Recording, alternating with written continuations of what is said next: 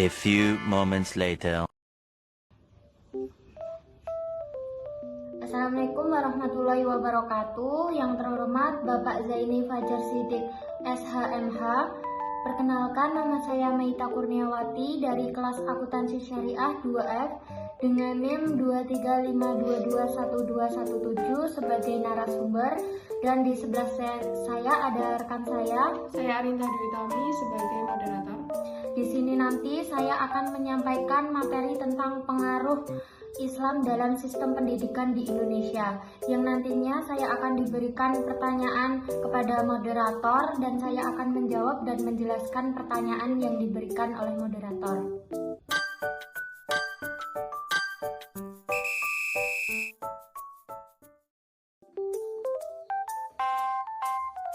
Jadi tanya jawab pada kali ini akan menyinggung pengaruh sistem dalam pendidikan di Indonesia. Jadi pengaruh Islam dalam sistem pendidikan di Indonesia itu sendiri merupakan kajian yang sangat penting dan bermanfaat untuk memahami dan mempelajari nilai-nilai luhur, sejarah, dan peran pendidikan di Indonesia. Dengan mempelajarinya, kita bisa ikut berkontribusi untuk menjaga dan melestarikan pendidikan Islam itu sendiri agar lebih berkualitas dan relevan dalam perkembangan zaman saat ini. Baik, yang selanjutnya yaitu tanya jawab. Langsung saja menuju pertanyaan yang pertama. Menurut Anda, pendidikan Islam yang baik itu yang seperti apa? Terima kasih atas pertanyaannya. Di sini langsung saja saya akan menjawab pertanyaan. Pendidikan Islam yang baik itu menurut saya pendidikan yang memiliki peran penting dalam membentuk karakter manusia yang lebih beriman, bertakwa, berilmu pengetahuan, dan berakhlak mulia. Jadi dalam era yang modern saat ini, pendidikan Islam itu sangat penting untuk perlu kita kembangkan dan perlu kita adaptasikan dalam perkembangan zaman agar generasi penerus bangsa itu lebih berkualitas dan siap menghadapi tantangan-tantangan yang akan datang dalam kehidupan mereka. Baik. Nah, menurut Anda, bagaimana sih sebenarnya kontribusi dari Islam itu untuk pendidikan di Indonesia sendiri?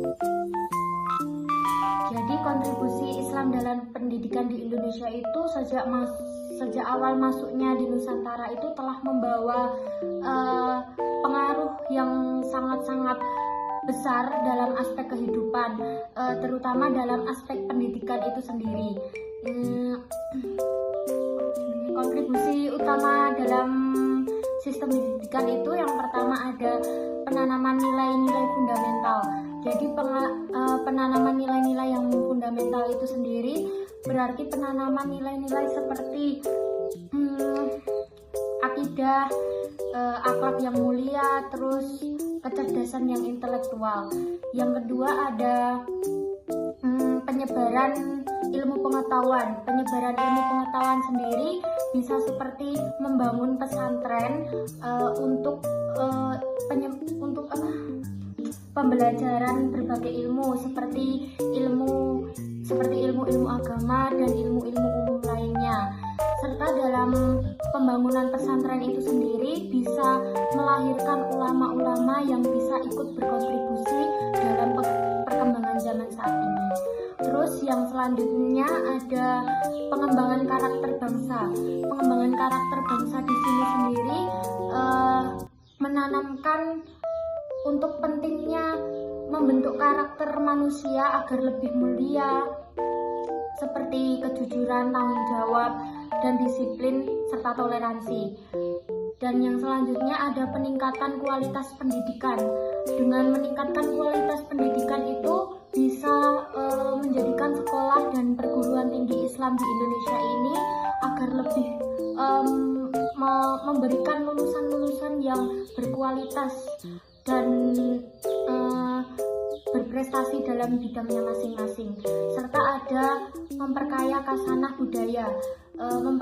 Memperkaya khasanah budaya sendiri di sini yaitu memperkenalkan nilai-nilai Islam yang sejalan dengan budaya yang ada, untuk menciptakan keragaman budaya yang indah dan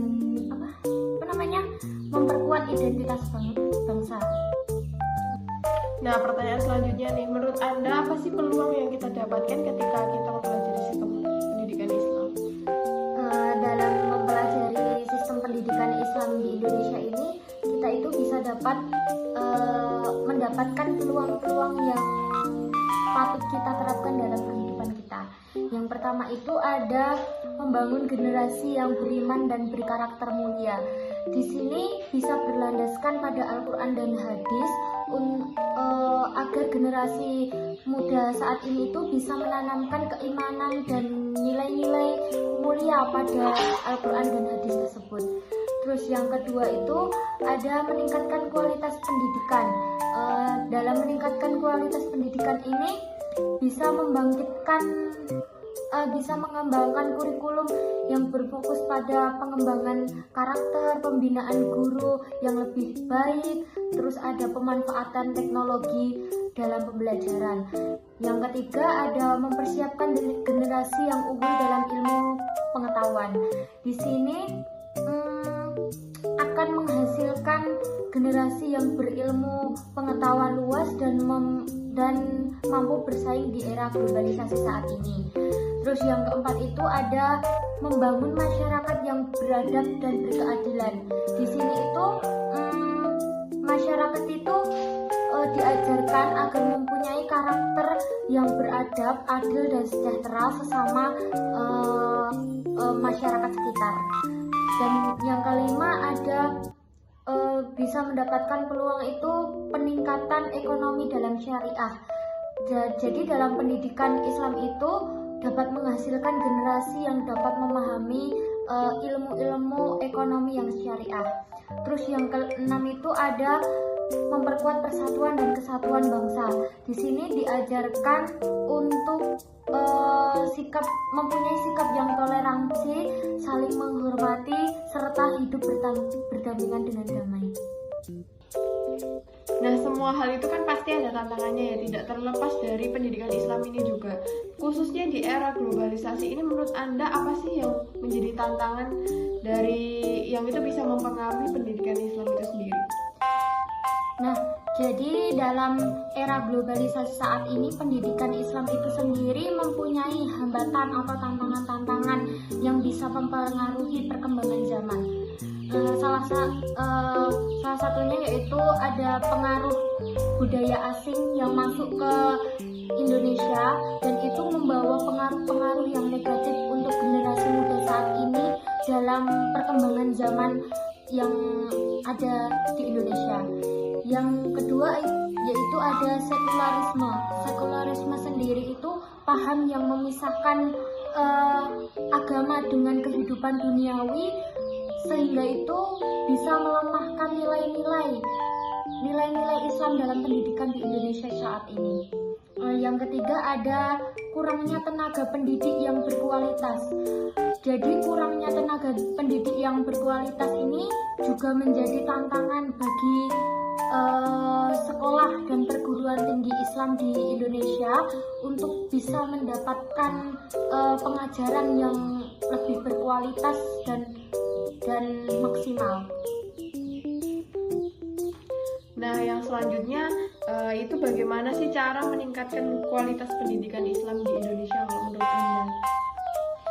Jadi untuk dapat meningkatkan kualitas pendidikan di Indonesia itu menurut saya perlu dilakukan beberapa langkah. Langkah pertama yaitu lebih meningkatkan kualitas guru dan pendidik. Itu perlu mendapatkan pelatihan yang maksimal agar mereka itu dalam pengajarannya kepada siswa-siswa itu bisa lebih maksimal dan bisa membawakan materi-materi itu yang lebih berkualitas. Dan yang kedua itu ada lebih memperkuat kurikulum pendidikan. Jadi kita itu juga harus memperkuat kurikulum pendidikan Islam itu agar tidak ketinggalan zaman. Jadi materi-materi itu lebih dikembangkan menurut perkembangan zaman sekarang. Jadi tidak tertinggal materi-materi yang digunakan saat pengajarannya. Nah, dan ada lagi memanfaatkan teknologi yang ada. Pemanfaatan teknologi yang ada itu juga menjadi cara kita untuk meningkatkan kualitas pendidikan yang lebih berkualitas. Dengan adanya teknologi informasi ini, kita dapat menyebarkan nilai-nilai Islam secara lebih luas dan efektif. Jadi kita itu menggunakan alat komunikasi itu tidak hanya untuk sekedar komunikasi kepada orang, tapi kita juga untuk penyebaran informasi yang lebih bermanfaat lagi. Yang selanjutnya ada menjalin kerjasama antar internasional. Jadi kita itu juga harus menjalin kerjasama dengan lembaga pendidikan Islam di negara-negara lain agar pengajaran di negara kita itu dapat dikenal di negara-negara yang lainnya.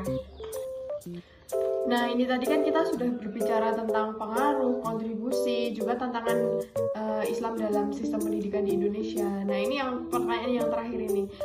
Kira-kira menurut Anda tokoh-tokoh yang terkenal dalam pendidikan Islam itu siapa saja? Nah, jadi dalam pendidikan Islam itu ada tokoh-tokoh yang berpengaruh besar dalam sistem pendidikan itu sendiri. Yang pertama itu ada Ki Hajar Dewantara. Bapak Ki Hajar Dewantara itu sering kita kenal sebagai bapak pendidikan nasional kita. Jadi beliau itu mendirikan taman siswa atau sebuah sekolah yang menerapkan sistem pendidikan yang berbasis nilai-nilai Islam. Dan yang kedua itu ada Kiai Haji Ahmad Dahlan. Di sini beliau sebagai pendiri Muhammadiyah juga merupakan salah satu tokoh pendidikan Islam yang paling berpengaruh di Indonesia. Beliau juga mendirikan banyak sekolah-sekolah dan perguruan tinggi Muhammadiyah terbesar di Indonesia. Dan yang terakhir itu ada Kiai Haji Hasyim Asy'ari, yaitu beliau itu pendiri Nahdlatul Ulama atau NU, yang merupakan seorang tokoh pendidikan yang sangat dihormati di Indonesia. Beliau ini juga mendirikan banyak pesantren NU yang tersebar di berbagai pusat pendidikan Islam di Indonesia saat ini. Nah, jadi kesimpulan dari materi pengaruh Islam dalam pendidikan di Indonesia ini, pendidikan Islam itu dalam kehidupan kita sangat-sangatlah penting untuk kita terapkan dan terus untuk kita kembangkan dalam generasi-generasi kita. Apalagi kita itu generasi penerus bangsa yang akan meneruskan bangsa kita. Jadi dengan adanya pendidikan Islam ini kita bisa lebih memperdalam pendidikan itu untuk kita bisa mengembangkan Indonesia ini agar tidak ketinggalan dengan pendidikan-pendidikan yang ada dalam negara lain. Nah, tentunya juga pendidikan Islam yang baik itu ya pendidikan yang berpegang teguh pada prinsip-prinsip Islam. Jadi kita itu bisa berpegang dalam hidup, kita bisa berpegang teguh dengan agama gitu.